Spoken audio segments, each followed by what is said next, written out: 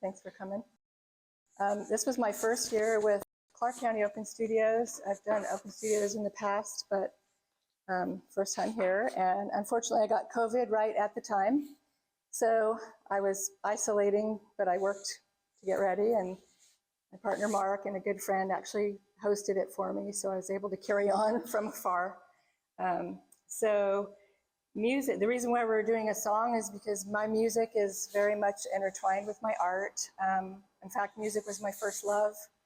And I didn't realize that art was in there until at some point as a kid, I realized I was drawing all the time on everything. So somehow the art became stronger and stronger too, but they've always been completely linked.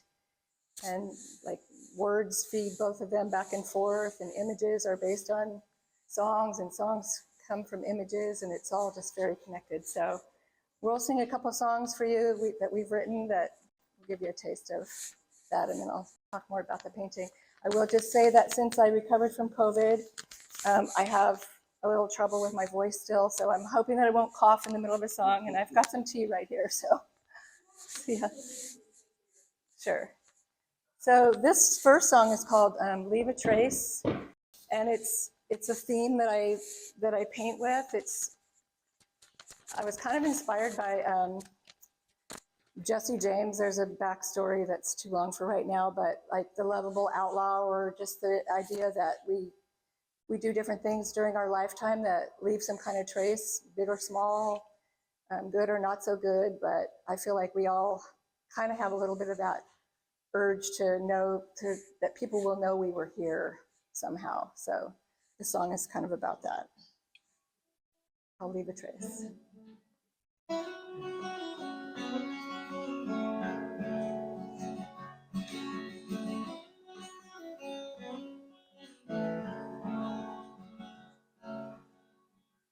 Jesse was a James, the story goes, and so we're told. Rode right into the flames. At least he never got cold. There have been people before left their mark on time. They pushed right up in the door, and then they drew the line. And then they drew the line.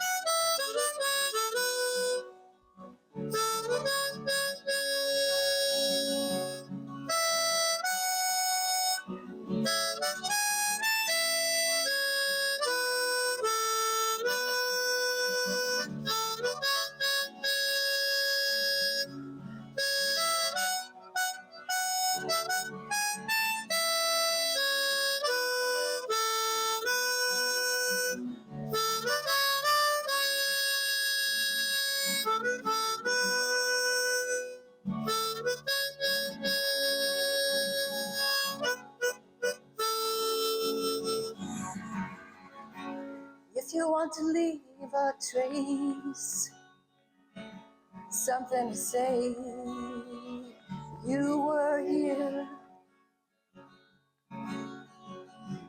You must find a certain grace, and you must never, never disappear. Jesse was a James. The story goes, and so we're told. Rolled right into the flames. At least he never got cold. At least he never got cold. At least he never got cold. At least he never got cold.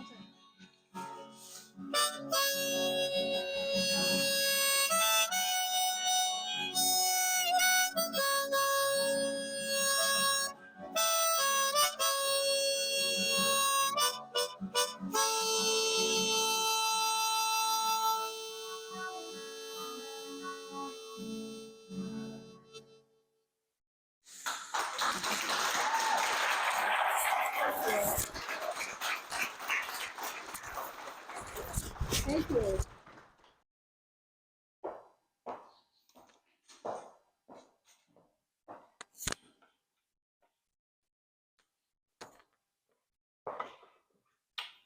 Hello, welcome. My name is Natasha Ramas. That's okay. That was a really hard to beat act. I would like to donate my time to these guys so they could keep performing because they did such a fantastic job. But before I start talking about me, I wanted to say thank you to Jennifer for fabulous communication throughout the process. This is my first year participating in the Open Studios, and I felt welcomed. I felt that I knew exactly what was going on, how everything was going to happen, where I had to be, what I had to do. So thank you very much for coordinating. And then also thank you to the gallery for hosting our show. It's beautiful. And I'm thrilled to be part of it and honored to be part of it. A little bit about me. I am originally from Russia. I grew up in Crimea, which you hear in the news quite a bit, unfortunately, lately. And it's a peninsula in the Black Sea. So I grew up in the water, and I love the water. I've loved the water since then, and no vacation for me is vacation if I don't get to splash, whichever way, if I don't touch the water. So we tend to go to the coast all the time. I love the river. I love the lakes. I am absolutely enamored with the nature of the Pacific Northwest, the beauty, the majestic mountains and the rivers, and it's just like no other place in the world. And it's so stunning that I want to just capture it, encapsulate it, and keep it. And so that's what a lot of my paintings are about. I'm trying to freeze the moments of beauty. This one is Lincoln City. I'm sure many of you have been there. It's the very end of the beach. It's called the Road's End. And on that particular day, like it's frequently happening in Oregon, we got here and it got a little rainy. So there was this huge cloud coming up and we got wet, but then the sun peeked out and it just turned out to be this absolutely beautiful light or a moment in time where like the far end of the cliffs got lighted up by the sun, and it didn't last very long. So again, I was trying to preserve the moment and come back and capture the notes and paint it. I have art education. I have 4 years of it, so I have basic painting, drawing, sculpture, art history, and I painted when I was really young a lot, and then I got a real job, and I didn't paint for a long time. And then fairly recently I got back and am very seriously pursuing art. So I am playing with all types of mediums. I think probably the most common comments from people that came to visit my gallery during the tour were their surprised at like the different materials that I'm playing with. But so I'm telling people I'm creative. If it makes a mark, it's good enough for me. I will play with it and see what I can make with it. And so I use paint, oil paint a lot. This is my main medium, but I also play with watercolor, pastel, encaustic. I lately got into encaustics, which is a painting with melted wax, which has its own texture, different color, different texture, different color application, but then inevitably I play with other materials and come back to oils. I think this is kind of the comfortable medium that I'm very familiar with. So that's about it. I cannot sing. That's one thing I cannot. So I don't know if you had any questions. I'd be happy to answer any. Yes, Jennifer. How long have you been In the United States? here? Just Clark County. Well, Clark County. both. Because I just met you this year, so I'm just curious. Where have you been? We lived in Portland for a long time, and then we realized that a better place to live is actually here. So we came over maybe 4.5 years ago. And how long have you been in? Since 1994. So forever. Thank you. Do you use a camera to kind of capture Thank- moment in time, or you can outside? Thank you for your question. I do a little bit of everything. I love plein air, so you will see me in random places because I'm also attracted to weeds on the side of the road if the light hits them the right way. So I could be kind of anywhere, and I have this little teeny easel on a tripod. It's very light. I could put my oil paints there and have, normally there's a teeny little paintings that I do. They're probably 8x10, 8x8, just to capture the colors because the camera doesn't quite get the color precisely. It lightens the lights and it darkens the dark. And the color just doesn't come out quite right. So if I capture the colors in my little paintings, then once I actually paint in the studio from the photo, I can go back and use it as my reference to go back to kind of more what it really looked like, not what the camera made it look like. So, and that's kind of my preferred way. So when the weather, but I'm a fair weather painter. I will not be out there when it's snowing or cold. I'm not one of the tough people. There are plenty of them, and I'm really enamored with what they do. But I just do it when the weather is nice. Okay. Yep.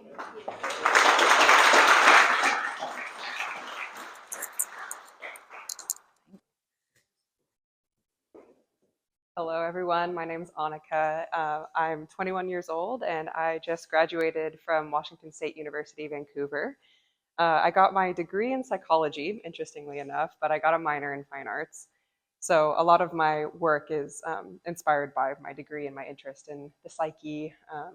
So I tend to get a little philosophical when I start talking about my work. So if I lose you, I apologize. I do a lot of mixed media stuff. So this is kind of a testament to that. There's everything from ink to acrylic to, ooh, don't fall. Yeah, I do a lot of mixed media stuff. I'm kind of all over the place. None of my work seems cohesive at this given time, but that's kind of what I enjoy about doing that kind of stuff. I'm also the emerging artist this year, so that means that I've had the absolute honor of receiving the first Christine Rice Memorial Scholarship. So yeah, thank you.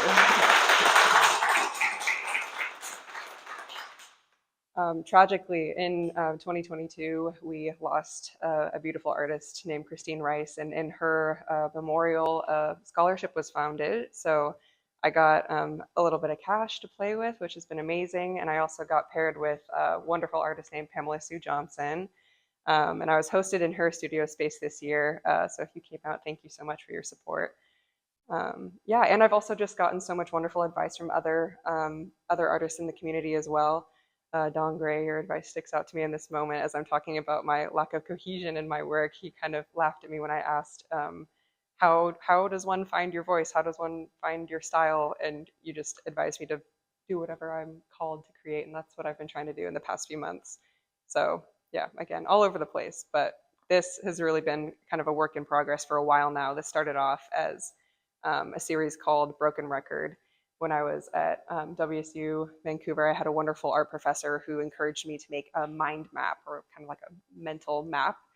And that started off with Broken Record, and now I ended up with this.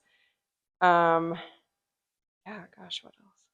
These pieces are kind of like a mental exercise to me more than a work of art, I would consider them, because I'm exercising all sorts of things from like patience, all of the little tiny circles, everything's hand done. There's no printing or stamping involved. So everything is, I encourage you, if you haven't gotten a close look yet, to come up and stare at it.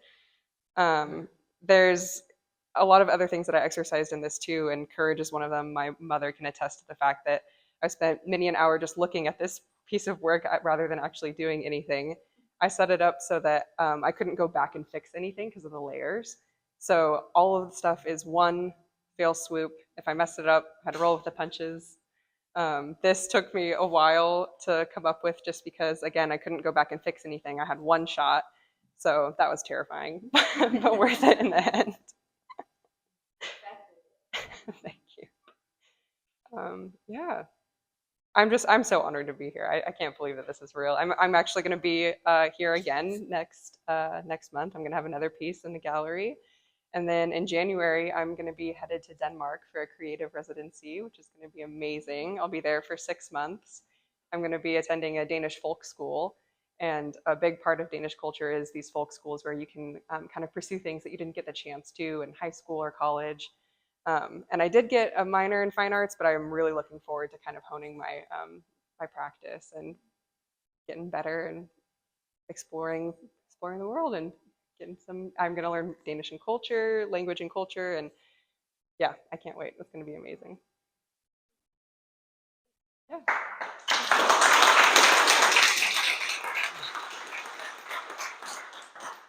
Before I head out, I do have to say shout out to my mother. I overtook her entire garage this summer, so I couldn't be here without you. Thank you, Mom.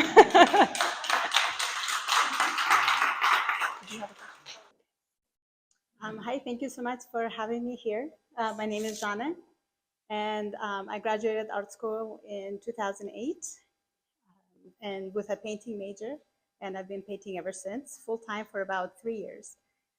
Before that, it was part-time while doing random jobs until I built enough of a portfolio to do it full-time.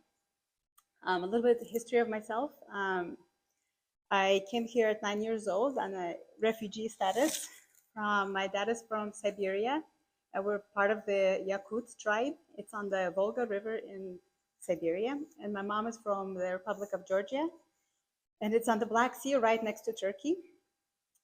She was doing a residency. She's a doctor. She was doing a residency in Siberia and met my dad. And a lot of my work, initially when I went to art school, my work was centered on the immigrant experience, how to not lose yourself coming from a different country and assimilating in a different culture. And after about 3 years ago, when I started doing this full time, I went on a shamanic mushroom trip that changed completely my work. I got an understanding, by the way, English etymology of the word shaman comes from Siberian tribe of Yakut. So a lot of people don't know that. And a lot of the experiences with the mushroom, with what I got from it is an understanding of connectedness of all of us. It doesn't matter what language you use to identify religion, culture, ethnicity, that we are ultimately all of one and people of the earth. So we are not more important than the tree or the ant that crawls. We are just in a collective universe of the body of the universe. And it changed the way I use patterns, shape, color.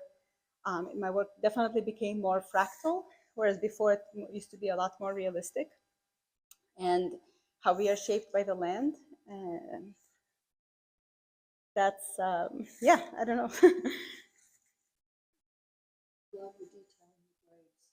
Oh, thank you.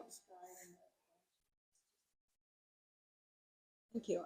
Right now, a lot of my practice also came from the understanding of the body, instead of like the Western culture is so focused on the cultivation of the mind, and we forget the wisdom of our bodies. And so a lot of my practice starts with a meditation, usually in nature, but also with an understanding that we are nature. We are not outside. Just because we go walk in the woods and we're part of nature, that doesn't mean that we're not separate from it. We are in nature. Even sitting here, we are also nature.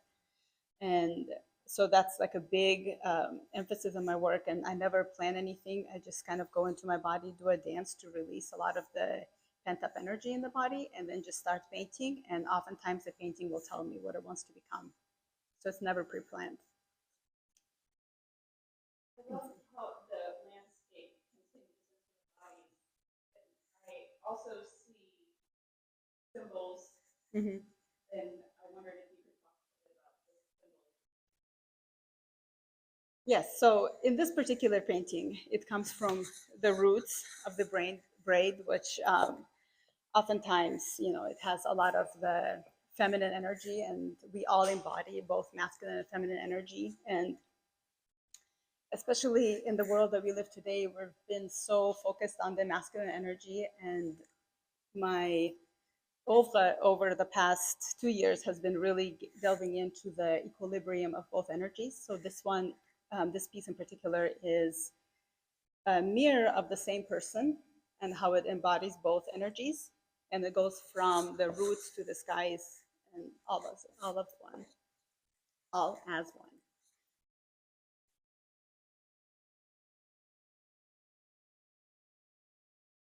Do I have any more time at all?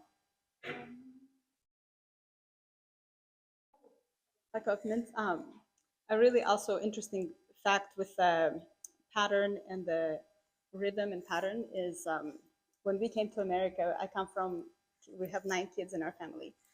And when we came to America, we used to be called the Von Trapp family because my dad is an accordion player. We have 5 violinists, 2 cellists, and 1 piano player. And we used to play at weddings, cultural events, and that was a way for us to make a living when we came to America. So music has been such an important part to my work. And what I understand is like the language, especially when I did the mushroom experience, and it was a shamanic mushroom experience, not just like a recreational one.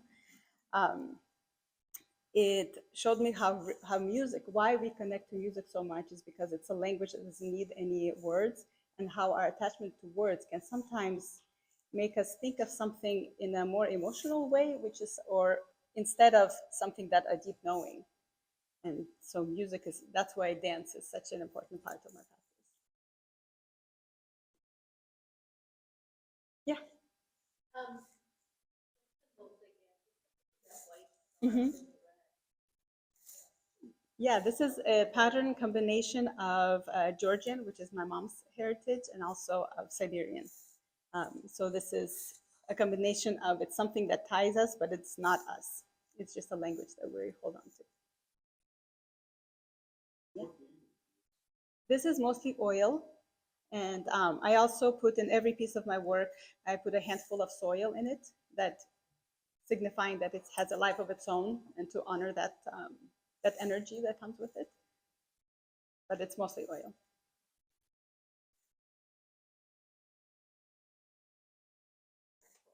Thank you.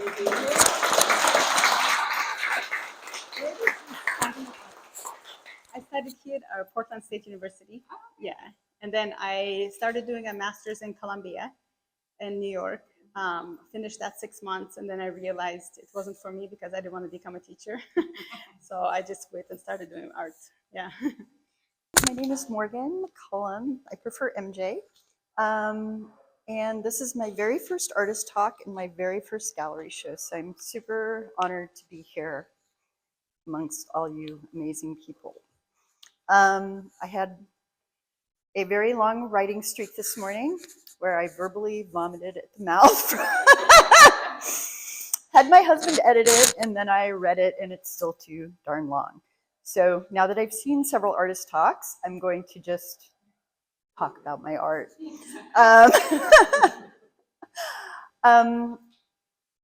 I find sometimes when I talk to other artists that it's very easy to be connected to them because we all have so many similar experiences. Many of us have been moved around a lot as children. I've found that in so many people's stories. I find that we are a group of people who love a lot of things and who are passionate about life and everything that comes with that. One of the things that I try to do in my art is to bring a sense of something that isn't here in the world, or that is here in the world, but we have a hard time seeing. art for me has been a huge healing experience. Without going into my entire life story, my husband and I met in, I don't know, 95? Wait, you're married? We met in 1995, and I'm going to try to sit in this, there we go. And we were both very passionate about a lot of things. We loved movies and art and music. We have so many things in common, yet we like entirely different things. He likes metal and blues, and I like handpan and and meditative music and Daka Braka and some crazy stuff that you've probably never heard of.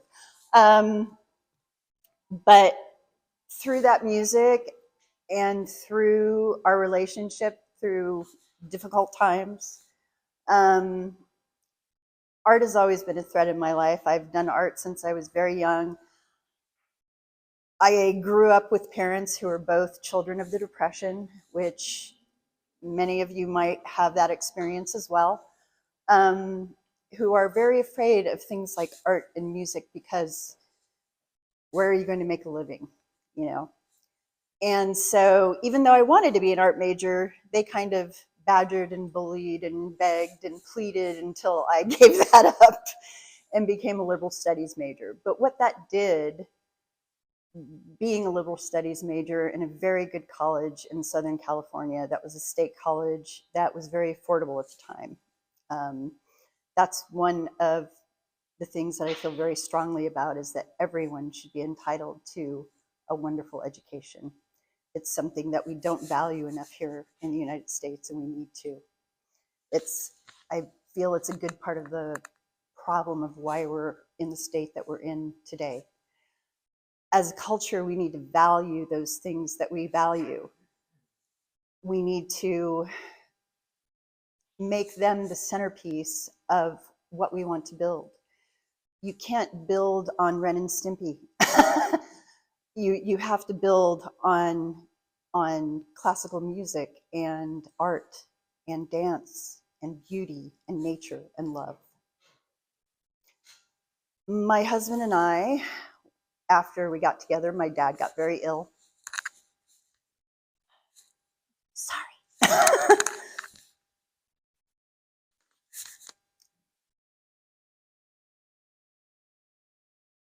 This is a long time ago.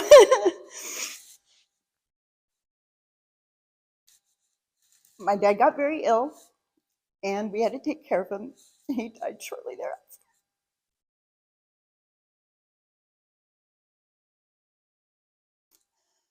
With the money that we inherited, which wasn't a lot, we paid off our debt. We had about $65,000 left after that. With that money, we built a restaurant, stupidly enough. Not a great investment for most people, wasn't for us. However, it taught us a lot. It taught us a lot of things about life, about people, about culture, about capitalism, about the things that about the places we've gone wrong, and what we can do to make it right again. And I feel that art is a huge part of that. This painting is called Water Spirits Rising. And the way I start my art is I paint much like Zhanna. I don't start with any clear idea of what I'm going to do. Sometimes I start with a palette. More often than not, I'll pick colors that I love, something that I've seen.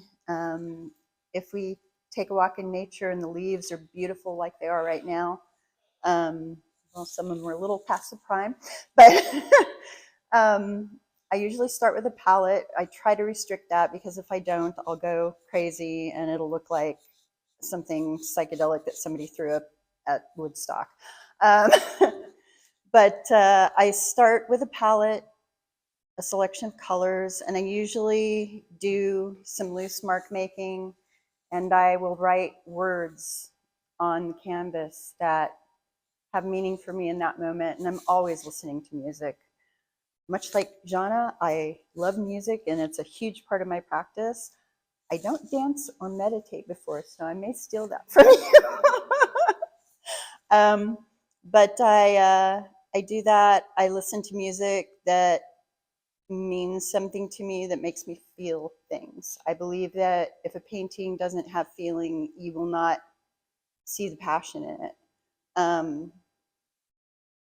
And so this just arose. I paint.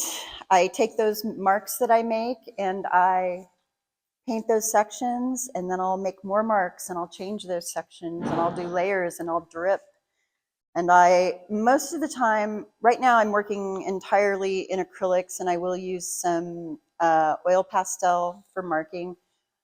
But I really wanted to delve into oils, and I thought that's where I was going to be going. But I've since changed my mind. I'm in a class with a couple master artists, and Angela Ellis and Christina Ramos, who Angela works in oils and is a magical realist painter, and Christina she does a lot of realism, but it's also magical realism. Sometimes she does some crazy paintings with fish with faces and all kinds of crazy stuff. But what I'm learning from them, and what I've learned from every artist that I've ever taken class with, because I'm pretty much self-taught beyond a few classes that I took in high school and college, is that it's not about the medium, it's about the skill of the artist. A good artist can make a great painting with crayons and a piece of paper. So I used to buy a lot of expensive art supplies. I don't really do that as much anymore. I found that it's about practice, and it's about, if you follow a lot of artists on Instagram, you'll see a thing out there a lot that talks about when you buy a painting, you're not paying for the canvas and the paint that's here, you're paying for the thousands and thousands of hours that they put into learning their craft and becoming what they're supposed to become as an artist and developing their own style. And that is a difficult and beautiful work. And I'm so happy to be here. And I just want to thank everyone involved for putting this on and for caring about art galleries and beauty and culture. Thank you.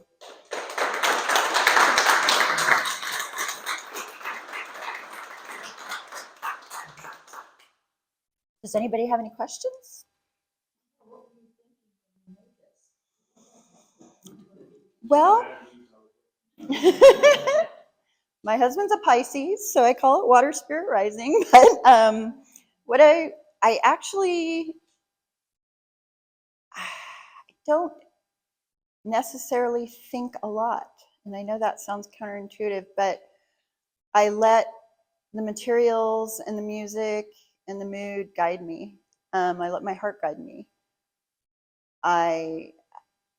What I love about this piece and why I entered it in the show is because I feel it's very uplifting. I like to make art that means something, that, I may start with no meaning, but by the end there's a meaning.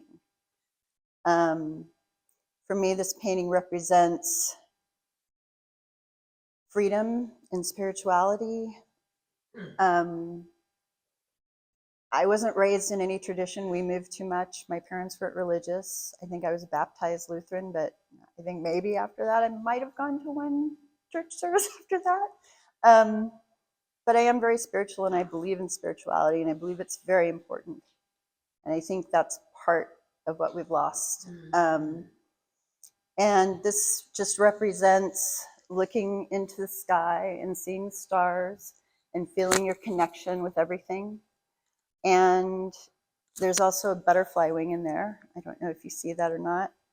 And it's just about lifting yourself and others up, because it's so easy in this world to tear other people down and to tear yourself down. We all have that horrible little voice in our head, don't we?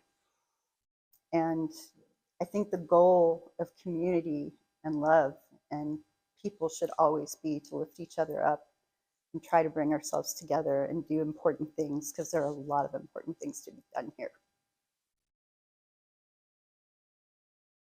Anybody else? Hi. Beautiful thing. Oh, Is it okay if I just maybe? oh, sure. Do you want me to move closer? Or? Oh, okay. And also, I was just looking at you, you didn't have to paint your shoes. I did not. They match. These are Merrill's, and I love them, and they're very comfortable. Thank you. Does anybody else have anything? Hi.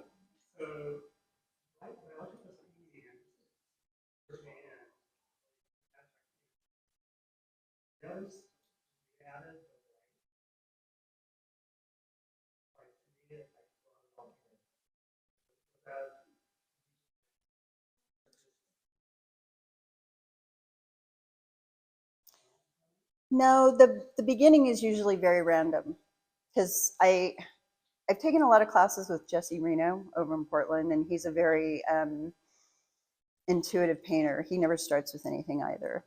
And what I learned from him is that if you take away too much of the roughness, you've ruined the painting.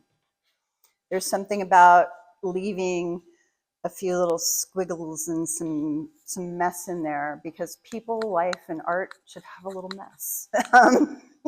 You know, we're all messy. We like to ignore our mess. We like to hide it from people, that we're all perfect and lovely, and aren't we wonderful? And we all have those sad stories in our background. Everyone does.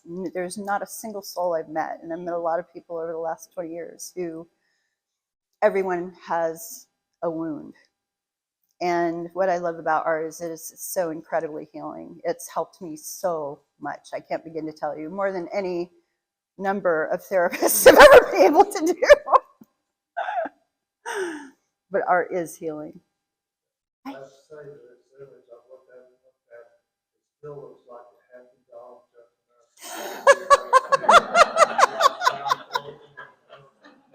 Boston, the spirit rising. My husband just passed me a note saying, I see a happy dog. Well, you know what? Dogs are some of the best people I know. So I'm happy that you see a dog in that. And I'm sorry, I didn't really answer your question. The lines are not random. It's very random to start with. As I get more paint and more layers and I start to see things in that, I try very hard to remain abstract, but I almost always find figurative work in there. But the lines are usually drawn through sections that don't feel unified to me yet. I'm usually pulling things in to pull them together. And, you know, oh, by the way, I meant to mention this.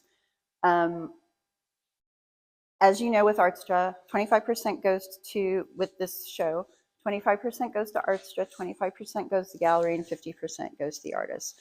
For me and this painting, my 50% if it sells are going directly to bring Diana James home. My friend Megan, her mom is stuck in Portugal. She had a subdural hematoma sometime during her flight over there to visit relatives, and she's been in hospital ever since. As we know with our lovely culture and how the medical system works, she can't get her mom home. Her insurance has denied her claim, and they're fighting that, but in the meantime, her mom's not getting critical medical care that she needs in order to get better. They don't have the same level of care over there that she can get here. So they're trying to bring her home. And that's another thing that I want to do with my art is do good. We tried to do good with our restaurant. Sometimes we managed to, and sometimes we failed. But with my art, I want to do good in the world, and that is why I'm doing this, and because I want Megan to have her mom home. Thanks.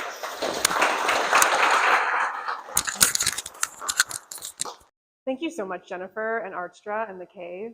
It's really incredible what you guys do to bring community and visual arts together here. You know, I'm newer to this area and it feels really special to be here. So, thanks. So yeah, I'm Jenn Lamb. I work primarily in ceramic.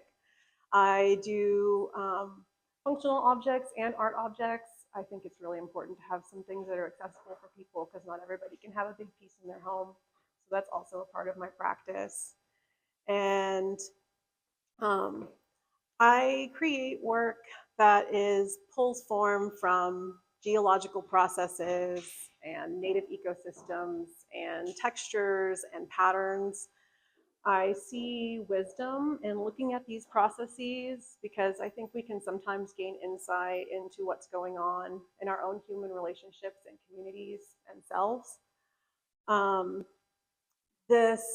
I've been creating a personal lexicon with some of these themes so that I can explore this work a little bit more deeply. And because really, I think that nature is us and we are nature, whether we like that or not. Sometimes we do, sometimes we don't. So this particular piece is hand-built ceramic stoneware with glaze and mid-range. I essentially create these little boxes that I create some strength to hand build onto and also allows the piece to be hung in different orientations. This work pulls some forms from the intertidal wilderness, the space that's in between the land and the sea. It's a place that life forms and the geology there are sort of at the whim of what comes. The waves, the ever-changing sea, the sun. And they have to work together sometimes, but they also compete for really scarce resources. And I think that in looking at that, we can gain some insight. You know, when I made this piece, it was during the pandemic. It was a time we were all going through a lot. It was the summer of 2020. There was grief, loss, isolation, and a lot more going on. And I was also going through similar stuff. I had been a caregiver for my grandmother full-time for 2 years at the end of her life. And it was astonishing to see some of the things that I was going through mirrored in the greater world. And I felt that we can gain some hope in looking at the tides. And I wanted to share that because, frankly, there's always another wave coming. And with it, that can sometimes bring a lot of difficulty. And that can also bring a lot of hope and beauty and optimism and opportunity. Just have to find those things. So I think that's most of what I wanted to say. But I did want to leave and share the poem I wrote to focus this work and some of the other pieces I made at the time. The name of this piece came from the center verse there. So, and the sun sparkles, we collectively sigh. Oh my gosh. Independently overlapping, tenderly I test your permeability. Soft earth, cradle my passage. The center is always there.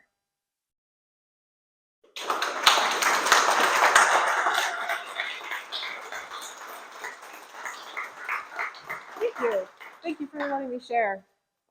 Anybody have any questions? Okay.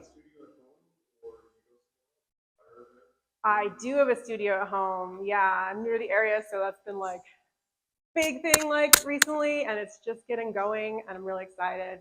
I have a couple of kilns, and yeah, it's good. Yeah, thanks. Thank you guys. And like everybody else speaking today, this is my first year at Clark County Open Studios. I'm super happy to be here. The reason I was able to participate this year as opposed to past years is I was finally able to have a larger studio space in my home. I've turned the majority of the basement of my home into my studio. I was working out of a spare bedroom for a while, as I know a lot of artists do, and I had gotten a mural commission from the library and did a mural series on panels. And so I did 6 4-foot by 8-foot panels. And so that was like kind of what pushed me into the larger studio space. So it's been kind of this progression, which has been really nice. And then now being in my larger space, I'm able to start offering classes out of it as well. I've taught art part-time for other businesses for the past like 7 years. So I'm really happy to be able to begin offering classes out of my studio. I have also been an artist for a long time. I've only been pursuing it professionally for probably about the last 3 years. Kind of during COVID, again, was what really prompted me to take the leap. I studied art in college. My major was apparel design, and I minored in fine art. Hadn't even intended to do that, to be very honest. But I had an art scholarship, and you had to take an art class every quarter, and by then I pretty much had a minor.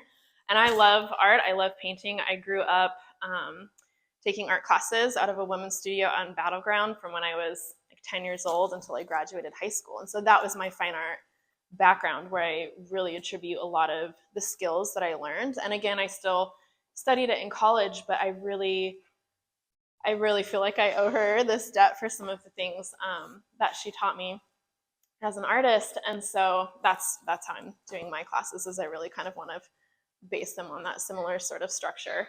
But yeah, I do a lot of things.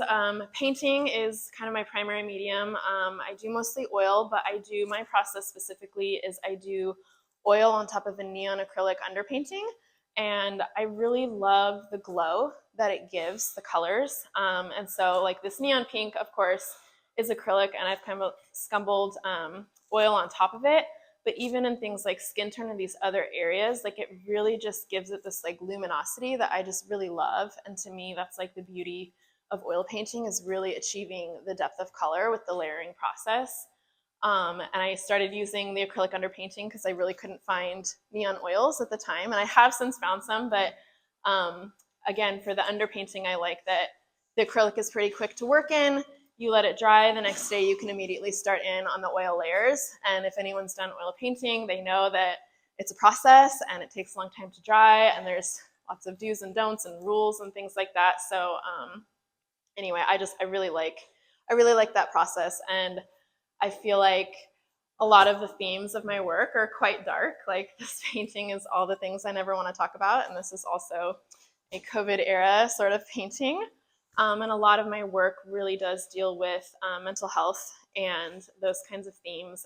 And I do a lot of personal symbols in my work. But I really have found that even though my work feels very personal to me, I've had so many people really connect with it and reach out to me and tell me that they get it, that they understand that it speaks to them in that way. And so to me, that like kind of collective healing that art offers, I think is also hugely important, and it's hugely important to me in my work.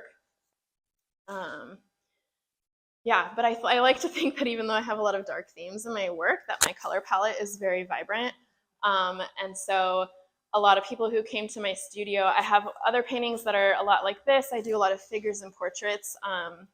That's imagery that I really gravitate towards. It's also subjects that I find very fun and rewarding and challenging to paint.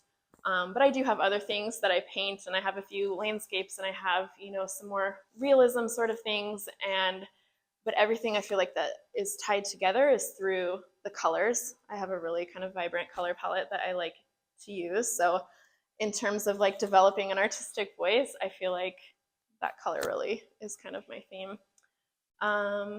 Yeah, so in addition to fine art painting, I do mural work, I make jewelry, I teach classes, I do a lot of things. And like I said, I studied art growing up, I studied art in college, kind of was also under that same impression, like, how do you make a living as an artist? And so I did like step away from it for quite some time. And when I did finally come back, I was just like, this is what has been missing, And so to kind of like have that revelation was huge for me personally. And just in the past, 3 years, showing my work professionally, participating in things like this, doing commissions, like I've met so many wonderful people, and I'm finding that there really is like an art community out there. You just have to know where to look, and you have to put yourself in there. And yeah, I've met some really wonderful people. So yeah, do you have any questions? Yes. I do. So I work, I'm not really an intuitive painter, unlike the last couple artists. I work from photo references. I find that my best work is when I have a live model and I'm able to like set the scene and take those reference photographs. Sometimes that's not always possible. Sometimes I'm combining multiple photo references, or like I recently just finished a painting that I was playing around with AI and had that to kind of help me develop a photo reference because it was something that I knew I just couldn't set up in my limited photography skills. And so but yeah, I like to have something to work from, and then I'll change colors a lot. I'll take things out, I'll add things in. And then too, I have found some of the other artists talked about not letting it get too tight. And that's something that I always constantly fight as someone who's been like very classically trained in realism. Like I also agree that I find that my best work is when I don't polish it up super tight, or when I let some things be messy, or like this was very much planned for this piece and I had drug the pink across at the very beginning, but then at the very end I had like done it and I had done her teal hair and I was like, it needs something more. And so to just like take and drag that teal across felt like a huge risk, but I'm glad I did it, And so sometimes you have to do the scary thing and you have to come very close to ruining your painting. I have ruined paintings before, but sometimes it pays off, and that's like what really brings it alive. Does that answer your question? Yeah. Yes. Yeah, so it's, like I said, it started off as this very gestural, like streak of paint, and I knew I wanted to do that. I've noticed in a lot of my work that the eyes are closed, or they're cropped out, or they're obliterated, and it was something that I was doing subconsciously at first. But this piece specifically, I very much wanted this feeling of obliteration, this feeling of abandon, and just like feeling unseen, I suppose. Yeah. Yes. Yes. So yes, this is a very personal piece, and I always it's probably my most well-known piece, and when I display it I'm like, and here is the piece that's all about me.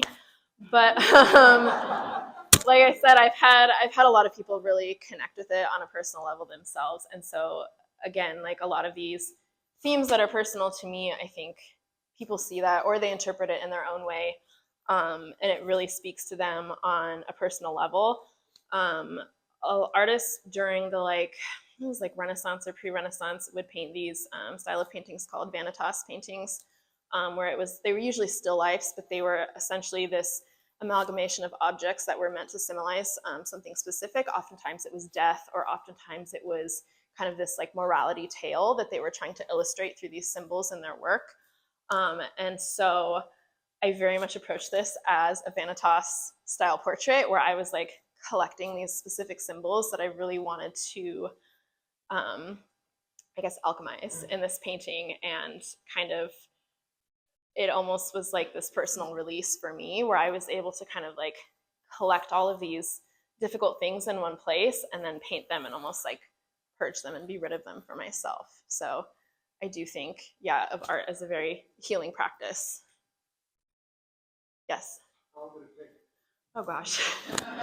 Exactly. I don't know. This one I feel like came together quicker than a lot of my other ones, because again, when I go to plan my work, I have a clear idea of something I want to express, and sometimes I come up right away with how I want to visually portray that, and other times it takes a while to kind of collect the symbols or to edit myself. I have a whole sketchbook full of ideas. Some of them are good, some of them are not so good, and sometimes I have to just sit with an idea for a really long time before I feel like, yes, I'm ready to paint this, or like, yes, I'm ready to bring this to the best expression. This one was one that I like very immediately knew was like, yes, I need to do this, and like had the symbols, and I had some of these other symbols in some of my other work too, so it was kind of this like visual language that I had already been working with, and did a photo shoot, immediately started painting it, and yeah, this one came together I can't tell you hours, I don't know. Oil painting takes a really long time. And anytime you're doing, figures or portraits or hands or these challenging things, like you want to make sure your drawing is really solid before you start to paint, or you're gonna, anything that's wrong with it is just gonna get further amplified if you paint it and you don't know what you're doing. I really can't say hours. I mean, I work on paintings. I usually have a couple going at once, so I can kind of rotate through them as they're drying at different stages. I think I probably got this one done in a little over a month, like maybe 6 weeks, but that's not me working on it 40 hours a week, you know what I mean? So I know. That's also like when people are like, oh, how long have you been painting? I'm like, well, I don't know how to describe that. I've been taking art lessons since I was 10. I've been oil painting since college. Like, a long time is the answer. Yes. Yes, so the panel project I described is at Cascade Park Library in East Vancouver. It's right next to the Furstenberg Center, and it's in the main part of the library. It's a permanent artwork in their collection, which is very exciting for me. I've also done a mural on 4th Plain on the site of River City Church, the There Is Room for All to Bloom mural. That was actually the first mural I did, still the biggest. I did the mural that's right outside of Magenta Theater. In their entryway. I've done a few in private homes. I've done one in the Clark County Juvenile Courthouse. So my mural work is very different from my studio work, and my mural work, it still features a lot of like really bright, bold colors, but I prefer more of a graphic style, more flat colors, more graphic outlines. I think it reads really well from a distance, and so that's the style I prefer for my mural work. But when I'm doing mural work, I'm typically more focused with the client on like what they're wanting to express, or they have themes in mind, or it's a much different design process versus my studio work. I'm like, this is what I want to paint, and this is how I want to express it. And if I, paint these really dark themes, it's okay. Versus mural work is usually a lot more uplifting. And I enjoy mural work. I enjoy public art and all of everything that entails. It's a very, very different from this, and it's very physical work. Yeah. So, yeah. Any questions?